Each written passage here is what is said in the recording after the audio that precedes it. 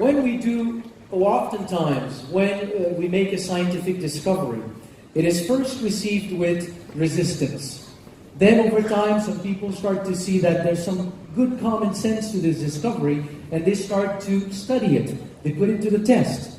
And this whole process can take 5, 10, 15 years, at the end of which all the studies and all the tests either prove or demonstrate that the idea is not correct, or it proves that the concept is real, and then it becomes reality, and that's when you normally hear about it as being a discovery in the news and magazines.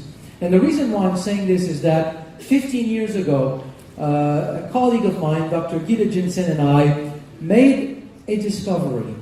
We proposed a new concept. We published this in a journal called Medical Hypotheses, and in essence what we proposed was that just like the human body has an endocrine system, a nervous system, a cardiovascular system, an immune system, the body also has a repair and renewal system. It was a wild idea at the time. 15 years later, it is becoming mainstream medical knowledge. So, and the reason why I'm saying this is I really want you to understand the amazing, amazing opportunity that we have here with RevitaBlu. This is a product that is a discovery. If you talk to people about stem cells out there in the marketplace, most people will not know what we'll be talking about today. So it is truly novel, and yet it is 15 years in the work of proving and testing. So it's a time-tested concept that is novel, and it's brought to the marketplace by one of the strongest companies on the planet. I mean, is that an opportunity or what? Yeah. This is what we have. So let's talk about it. Let's talk about what we have here. So, whenever you talk about stem cells, you hear about stem cells, you read about stem cells in magazines, in the news, on the internet, we oftentimes talk about cells that are isolated from a source. It can be your bone marrow, it can be the blood, it can be fat tissue. Then they are manipulated in the lab, and then they are injected into your body. The thing that we never talk about is that as you're sitting right now, stem cells are in your blood. They are in your bone marrow. They are in your fat tissue. So if stem cells have such a potential for tissue repair, then what are they doing in your body? What is the role of your stem cells as you're sitting here from the day you're born until the day you die? What do they do? And when we understand what stem cells are doing in the body, it literally changes the way that we see health and wellness. And that's what I want to show you today. So here's what stem cells are doing in the body. What I'm going to show here, I'm backing it up with a few studies that I've selected to show this whole concept. But understand, there are hundreds, if not thousands of studies behind this concept. So anytime there is an injury or a problem into a tissue, or an organ. And a lot of these studies were done with heart attack, with stroke, bone fractures. I'm not telling you here that with RevitaBlu, we're going to deal with stroke or heart attack or broken bones. That's not the point. I'm kind of describing what you can find in the scientific literature. Here's what's happening. The day that you have an injury, within 5, 6, 7, 8 hours, there are compounds that are being released by the affected tissue. Compounds like granulocyte colony stimulating factor. Don't learn this word, it's not in the test at the end of the day. It's just for you to understand these compounds have been identified. They reach the bone marrow and then they trigger the release of stem cells from the bone marrow. Within 2-3 days after the injury, the number of stem cells start to increase in the bloodstream. And will reach anywhere between 3 to 10 times the baseline level of stem cells. Now, when stem cells circulate everywhere in your body, they don't know where to go. They don't know which is the tissue that is in need of repair. So oftentimes, that's why after a few days after a heart attack, people start to hear voices. It's the stem cells saying, where do I go? No, it's not true. Just wanted to make sure you were listening. So stem cells circulate everywhere. They don't know where to go. So their way to find what is the affected tissue that is in need of repair is that after a few days, the affected tissue will start to release another compound locally in the area where the tissue is affected. So when stem cells circulate everywhere in the body, when they go into the fine capillaries of the affected tissue, that compound is secreted locally, it touches, it connects with the stem cells, and then it triggers the whole process of migration of the stem cells out of the blood into the tissue. When stem cells start to migrate out of the blood into the tissue, in the tissue they will start to crawl literally to the site of the injury, and when they get into contact with cellular debris of that tissue, they will start to proliferate and transform into cells of that tissue. Isn't that beautiful? Yes. This is your natural repair and renewal system. From the day you are born, when something needs to be handled in your body, stem cells do it. So in this whole process, we have the release of stem cells from the bone marrow, we have the circulation of stem cells, migration, proliferation, and differentiation. These are the obvious steps that stem cells must go through in your body to accomplish what we just talked about. But of all of these, the one that has been the most studied is the release of stem cells from the bone marrow. For no other reason than in medical science, you can only study things for which you have a tool. You can only study planets when you got a telescope. And you can only study bacteria when you've got a microscope. So we have molecules known to trigger the release of stem cells from the bone marrow, and the consequence of this is that you've got more stem cells in circulation. So let's look at the scientific literature. What do we know about the link between how many stem cells you have? I'm going to use here a number of studies that you can find in the medical and scientific literature. What I want to make clear before I go into this is that in medical science, we never study health. If you take a healthy person and you give that person white rice for 1 year, and after 1 year that person is still healthy, you cannot say white rice is good for health, because that person is still healthy. Right. You cannot study health, it's difficult. So oftentimes we study disease. You take a problem and you see if something can improve the problem. So these are the studies that we need to look at to understand the role of stem cells in the body. My aim here is not to show you or suggest that RevitaBlu will have an effect on diseases. That's not the point. Let's look at what we know between the link of stem cells, how many stem cells we have in the bloodstream, and health. So this is a study in which scientists took 500 individuals at risk for cardiovascular problems. So people with high blood pressure, high cholesterol, diabetes, obesity, high stress level, those kinds of risk factor for cardiovascular disease. And then they counted the number of stem cells in the bloodstream of these individuals. Just like we can count red blood cells, and the number of red blood cells that we have, we know that we have a healthy range. If you're below the healthy range, we will say you are anemic. In the same way, we have a certain number of stem cells. The only difference is that to this day, there's no healthy range for stem cells that has been established. We just have different levels of stem cells. So they counted the number of stem cells in the blood of these people, and then for 1 year, they observed the occurrence of any kind of heart problem. Heart attack, angina, arrhythmia, whatever the problem. So what you've got here in that graph, anytime you see a line that goes down, anytime you see a line that goes down, this is a person experiencing heart problem. So they separate these people in 3 groups. First group with a lot of stem cells in their bloodstream, average number of stem cells in their bloodstream, and low level of stem cells in their bloodstream. It's pretty obvious that the group of people with fewer stem cells experience way more cardiovascular problems. The conclusion of that study is that the number of circulating stem cells was the best predictor of cardiovascular health.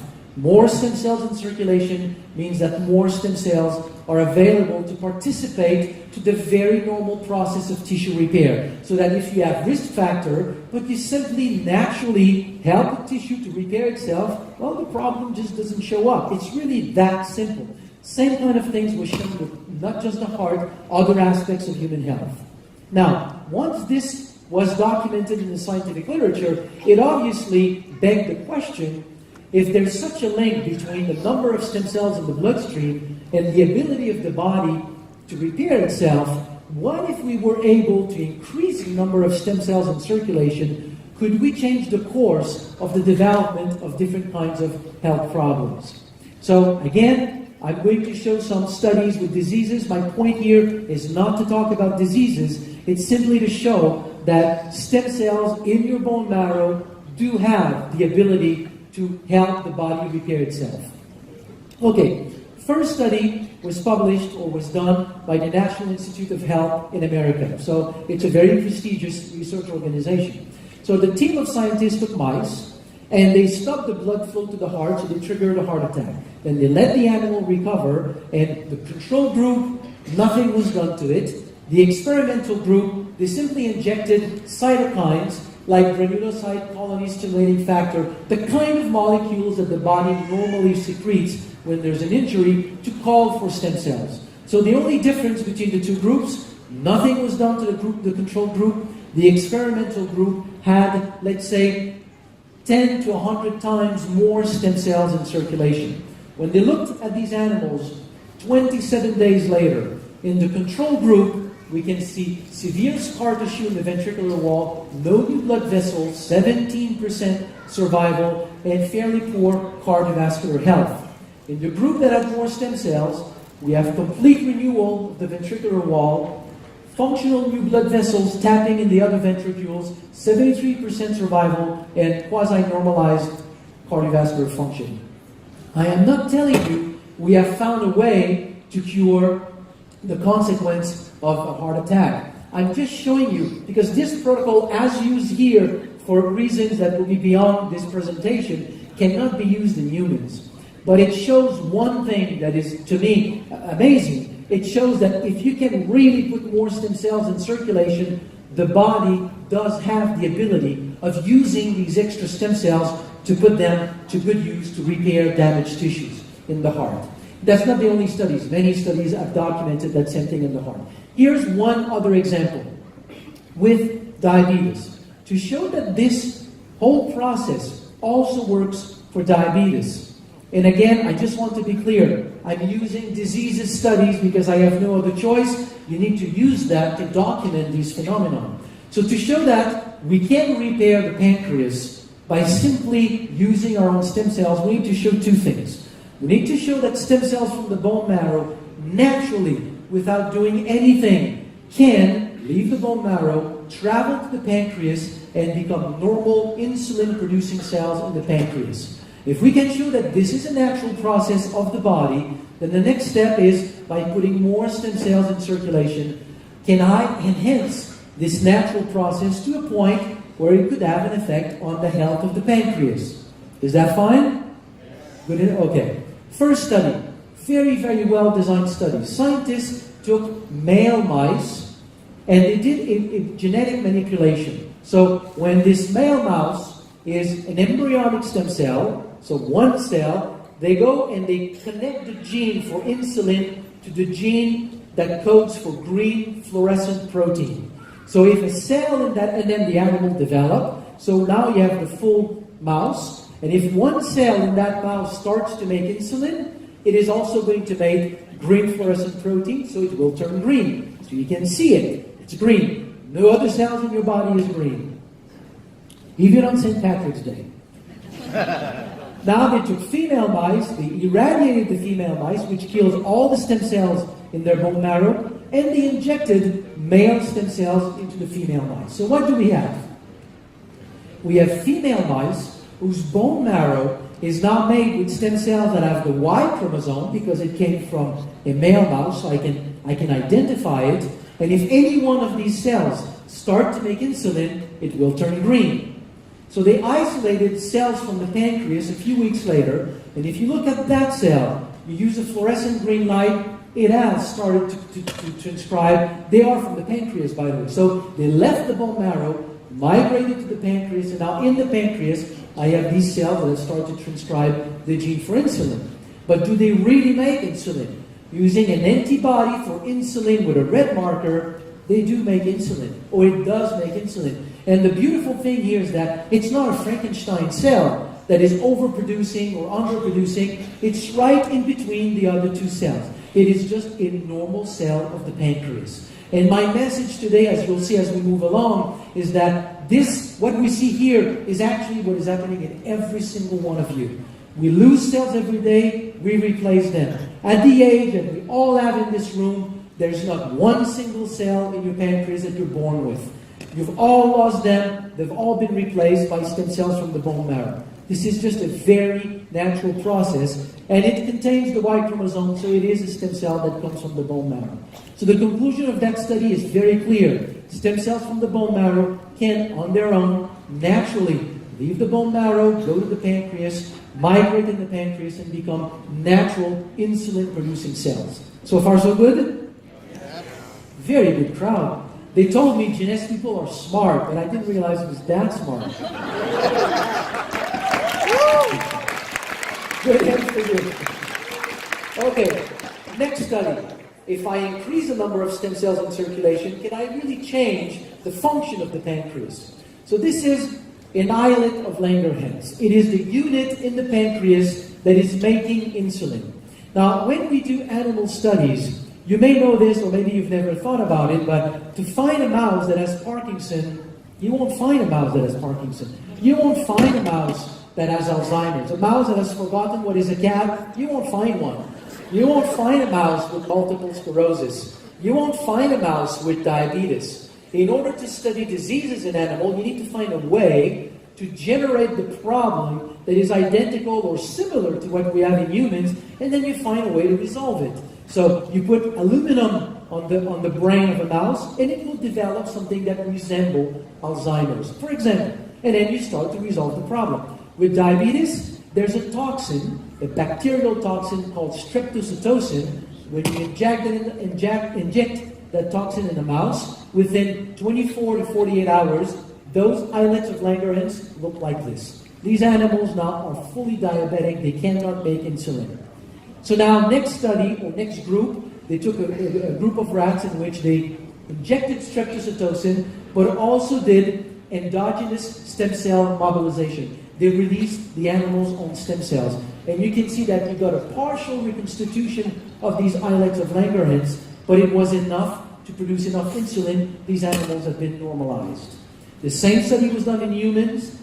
14 individuals recently diagnosed for insulin-dependent diabetes. They did 2 rounds of release of their own stem cells. Of those 14, 13 were independent from insulin between 3 to 36 months. And at the end of 36 months, they stopped the study. Many of them were still fine. I am not telling you we've discovered a treatment for diabetes. That's not the point. The point is when I say that stem cells from the bone marrow, from your bone marrow, from your blood, really has the potential to help repair your body, that's the data that is behind that very, very simple claim. Good? Okay. Okay. Now, when we talk about health, in the whole wide world of health and wellness, it's not necessarily expressed that way, but if you think about it, we normally, traditionally see health as something where at, let's say, 20, 25 years old, you reach peak health, and from then on, it's kind of a slow decline. You know, you reach 30, 35, and then little aches and pains are starting to show up. And then, so it's like, if I make an analogy, it's like you're born with a bank account, with a set amount of money in your bank account, and we tell you spend it wisely, but there's a point where you start to lack money. But stem cell research has revealed that that is not what health is doing in the body. Health is actually a balance between 2 phenomena. Every day of our lives, we lose cells. Every day of our lives, we replace them. Between now and next month, or between now and last month, nothing has changed in your health. It looks like everything has been stable. But during that month, you have lost a lot of cells and you have replaced them. There's a dynamic process that is taking place in your body every day. If I take the analogy of the bank account, it's not that you're born with a set amount of money. It's that all your life, you need to have enough money to match up your expenses. If you have an income that matches your expenses, you're balanced, you're fine. The problem is if one day you start to lose more cells than you can replace or renew your tissue, then you start to lose ground and then problems start to show up. And if you can increase the ability to renew tissue, then you can help the body slowly help to be healthier, to function more normally. So if I make the analogy here of the bank account, it would be like telling you, when you go bankrupt, is it because you've lost your money? Intuitively, you might say, yeah, it's because I've lost my money. But most of the time, it's because you've lost your income. It's the income that is the problem. And the issue with that curve here is that as we age, the problem is that the balance shifts. As you reach 25, 30 years old, slowly the red marrow in your bone marrow shift to yellow marrow, and you make fewer and fewer stem cells. The number of stem cells that you have in your bloodstream goes down as you age, so that balance is lost. So slowly you have to express more and more problems. So with all of this curve, the question is, what if we could, as we age, bring back that balance? Then you basically allow the body to just age much more healthily. You can tap into the natural ability of the body to remain healthy during the entire life of an individual. You won't become immortal. You're not going to live for 120 years. But whatever years that you have, you just have a greater quality of life. And that's the whole idea behind this. There's another interesting conclusion to draw from this. And I'll get a little bit more philosophical here, but how do we define in our modern society health? If you think about it, we define health as the absence of disease. And it's ridiculous. If you go and see your doctor and you say, I don't feel very well, and he does a bunch of tests, and at the end he cannot put a label on you, a diagnosis, then he's going to say, no, you're fine. You'll say, but I'm not fine. I don't feel well. No, you're fine. How many of us live our life and we don't sleep like we used to? Our memory is not as good as it used to. There's a little bit more pain in the morning. Air color has shifted a little bit toward the lighter part. We don't have the same health that we used to have, and we get used to it. We think that this is normal aging. We think that not being able to do everything that we want to do is just normal. What all of this information is telling us is that no, your body has the ability to really reach its optimal health. All you have to do is support this natural aspect of the body and put more stem cells in circulation. If all of this is true, there is one way to look at it. And this is an article that I published about 5 years ago, in which, as we were talking about all this process, to prove that this is true, statistically, we can ask this question. If there is such a link between the number of stem cells in circulation and the ability of staying healthy, it means that people who have stayed healthy statistically should have more stem cells in their bloodstream. And people who have lost their health should have fewer stem cells. And now today there's about 50 studies or so in the scientific literature that have looked at that. Taking people that have developed various kinds of degenerative problems, counting the number of stem cells in their bloodstream, and the outcome is that you've got about half the number of stem cells in the bloodstream of people who have developed various kinds of health problems. There's a direct relationship between how many stem cells you've got in your blood and the ability of your body to really regain its optimal health. And to me, that is the key message. The key message is, whatever the problem is, it's not so much about the problem, it's about giving back to your body its natural ability to express its optimal health. So, with all of this being said, what can we do to put more stem cells in circulation? Interesting question, right?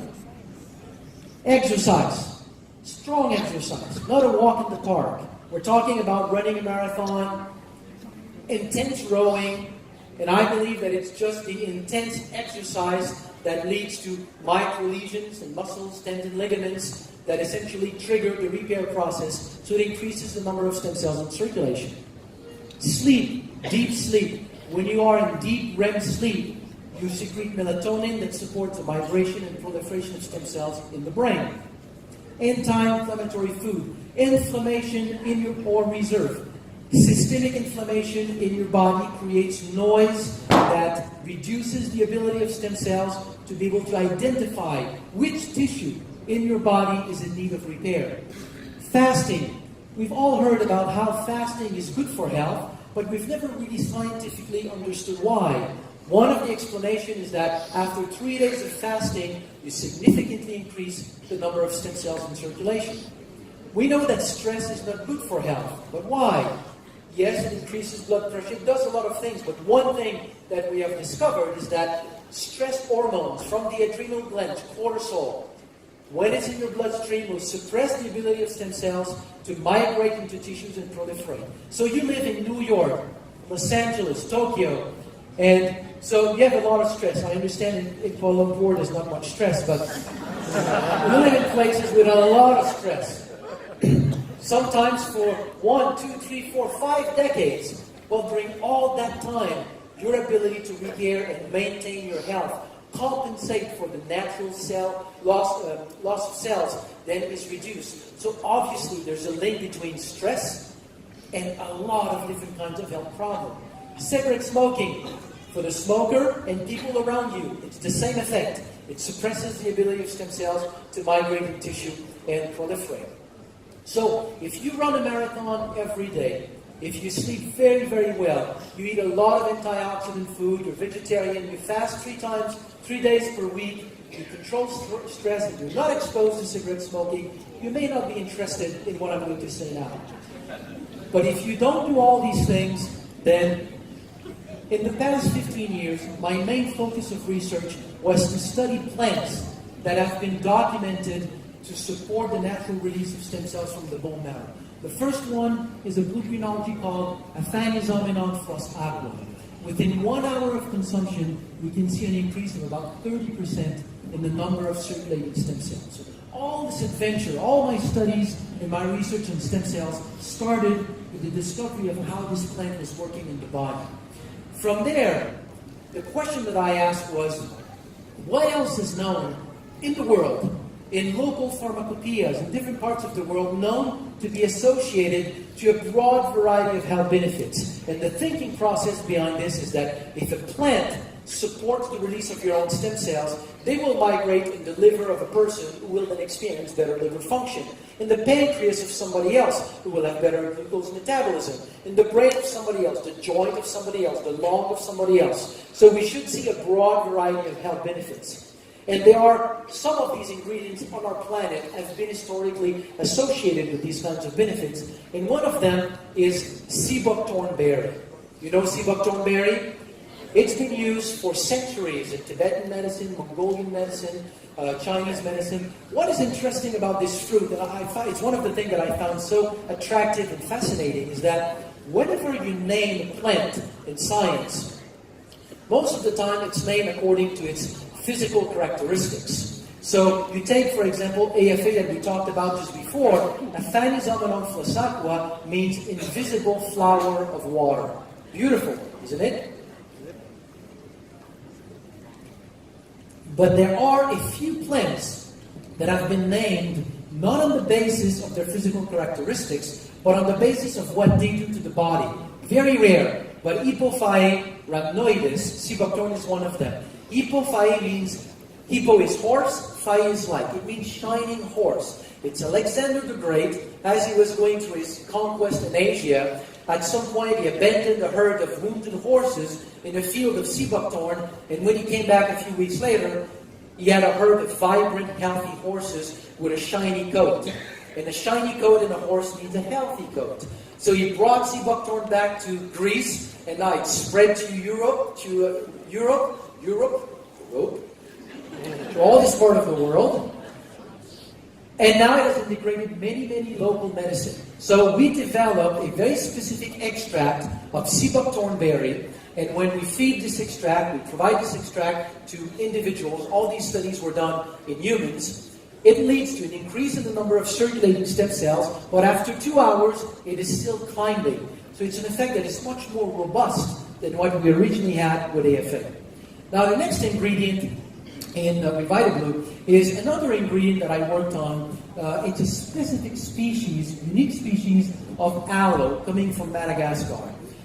The problem with this type of aloe is that the supply is very small and not sufficient to satisfy a company like Jeunesse. We count on you to bring this product to all the 140 countries, if not more, and to talk to everybody in there. I see Jeunesse with this product double within the next few years. Would that be nice? Yes. So we won't have enough of that aloe to satisfy that. So as we tested, or as I tested, various types of aloe, we find one other type of aloe that have the same effect. It's a specific extract of aloe, and when we give that to individuals, we see likewise an increase in the number of circulating stem cells that last over time. Now, over the 15 years of study, there's one thing that I have observed is that releasing stem cells is great, but it's not, you don't get the best just by releasing stem cells. If you can support the migration into tissues, then you get even better results. So you make them leave the bone marrow and you facilitate the process of migration into tissues. So one ingredient that does that is beta-glucan. So about half an hour after consumption of beta-glucan, you see a drop in the number of circulating stem cells because we enhance the ability of stem cells to listen to the tissues that are affected. So by better listening to these tissues, when the stem cells circulate in the fine capillaries, it's called to the tissue and it migrates more easily. So these are the four key ingredients that we have in RevitaBlu. So you will see with all of these the nice synergy. So we are getting now into clinical trials to study specifically the synergy. But you've got four ingredients, three that stimulates the release or support the release of stem cells from the bone marrow through various mechanisms of action, and one that supports the migration into tissue. So to show you a little bit more about these ingredients, here's a short video. Sourced from the Tibetan Plateau and the crisp waters of Oregon's Upper Klamath Lake, Jeunesse has developed a patent-pending formula enhanced with blue-green algae, sea buckthornberry, aloe vera, and coconut water. This botanical beverage mix is designed to help nourish and support your body. Introducing RevitaBlu. Formulated by a pioneer in stem cell research, refreshing RevitaBlu contains 3 legendary plant-based ingredients. Blue-green algae, also known as AFA, Aphanizomenon floss aquae, is found and extracted from Oregon's pristine Upper Klamath Lake. Blue-green algae is world-renowned as one of the most nutrient-dense foods on the planet. Harvested from the Tibetan Plateau, sea buckthornberry is packed with antioxidants and has been used for centuries in Chinese, Mongolian, and Tibetan traditional medicine for longevity and vibrant health. Grown in tropical climates around the globe, aloe vera has been used for almost 6,000 years for its wellness benefits. Taken daily, there is no question RevitaBlu will be the go-to product for your life and lifestyle. RevitaBlu, your best you.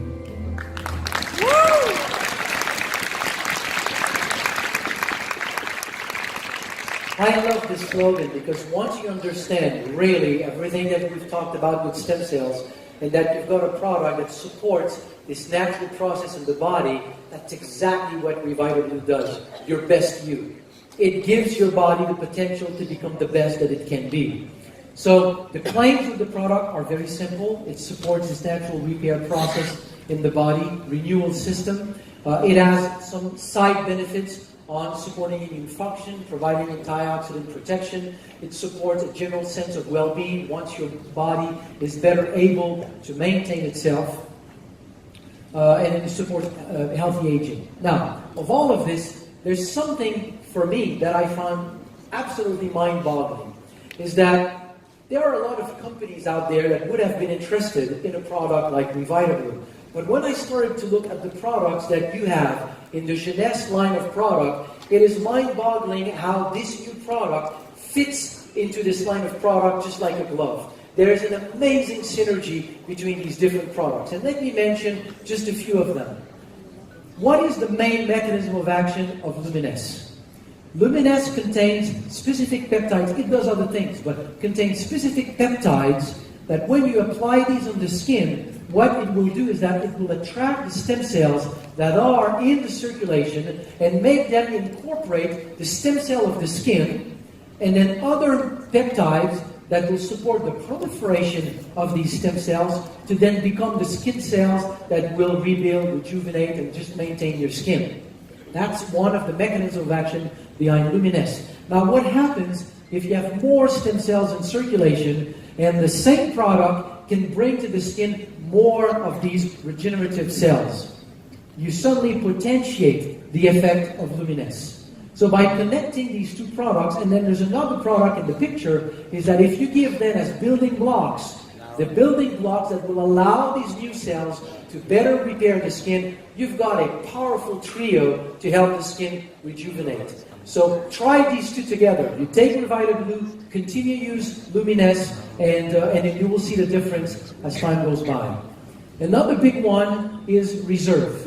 I mentioned it briefly before, but the ability of stem cells to be able to see what tissue is in need of repair. It's a little bit like if there's a light music that is playing in the background, and I'm telling you, follow where that music is. This is the stem cells trying to find where the damaged tissue is in your body. And then I put a lot of noise out there. It's very difficult to find where it is.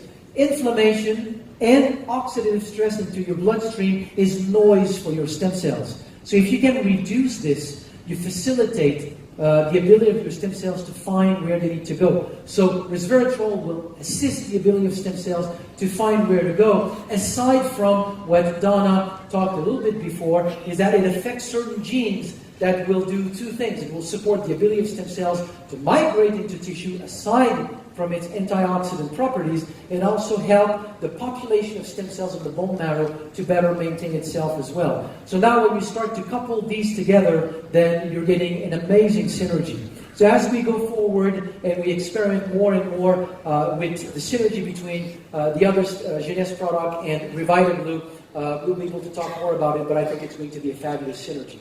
So that's what I wanted to share with you. I hope that it was enough for you to understand that you've got a life-changing synergy and opportunity. Thank you.